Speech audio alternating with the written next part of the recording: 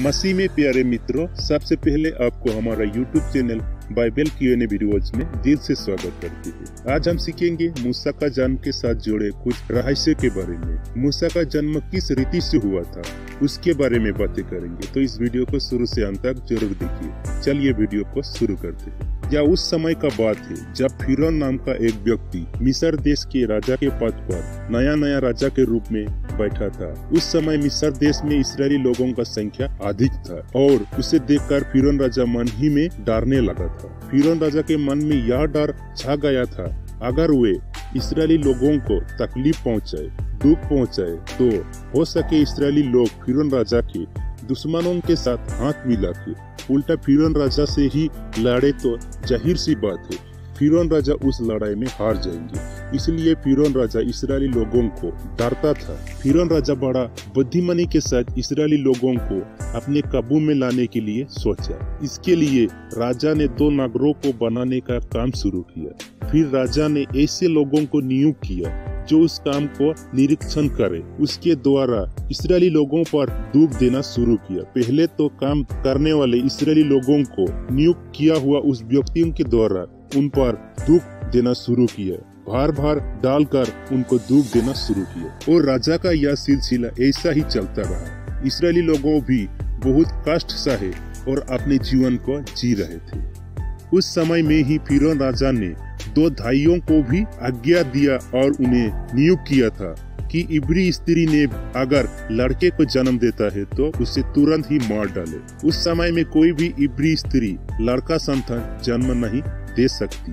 अगर कोई इब्री स्त्री लड़के को जन्म देता है तो राजा उसे मार डालता था। ठीक उसी समय में ही लिबी के एक परिवार में मूसा का जन्म हुआ। मूसा बालक देखने में बहुत सुंदर था, इसलिए उनके परिवार ने मूसा को 3 महीने तक छिपा के रखा था, क्योंकि उनको डर था अगर यह बातें राजा को पता चला तो उसे वो मरवा डालेगा। इसीलिए 3 महीने तक उसे छिपा के रखा था। लेकिन 3 महीने के बाद मूसा को छिपाने के लिए मुश्किल हो गया। तब उस बालक को टोकरी में कपड़े से लपेटकर नील नदी के कांसों के बीच में छोड़ दिया गया और मूसा का बहन दूर से देखता रहा उस बालक का क्या हाल होता है। उस समय परमेश्वर का बड़ा आशीर्वाद हुआ और उस बालक को फिरौन राजा के बेटी के पास पहुंचाया। उस दिन फिरौन राजा के बेटी और उसकी कई सहेलियों ने नदी में नहा रहे थे। उसी समय कांसों के बीच में लहरता हुआ टोकरी दिखाई दिया।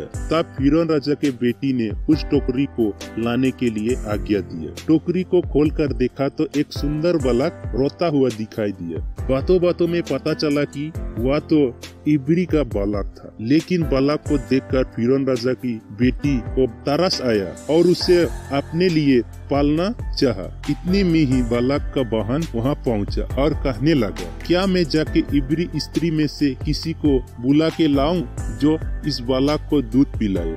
तब फिरौन राजा के बेटी ने जाने की आज्ञा दिया। फिर उस लड़की ने जाकर उसी स्त्री को लेकर आया जो उस बालक का माता है। फिरौन राजा के बेटी ने उस बालक को उस स्त्री के हाथ में दिया और कहा, लो इस बालक को दूध पिलाकर मेरे लिए बड़ा करो। लेकिन फिरौन राजा के बेटी को यह बात पता नहीं था कि उस बालक उस स्त्री का ही बेटा था। फिर उसी स्त्री ने उस बालक को लेकर अपना घर चला गया। उस प्रकार परमेश्वर की कृपा दृष्टि से मूसा का जीवन रक्षा हुआ। किसी भी लड़के को जन्म देकर बड़ा करना आम बात नहीं था, लेकिन परमेश्वर के आशीर्वाद से मूसा धीरे धीरे बड़ा होता गया। जब बालक कुछ बड़ा हुआ तो उसे फिरौन राजा के बेटी के पास ले गए और फिरौन राजा के बेटी ने उसे अपना बेटा ठहराया और उसका नाम रखा मूसा, जिसका अर्थ होता है जाल से निकल आया हुआ।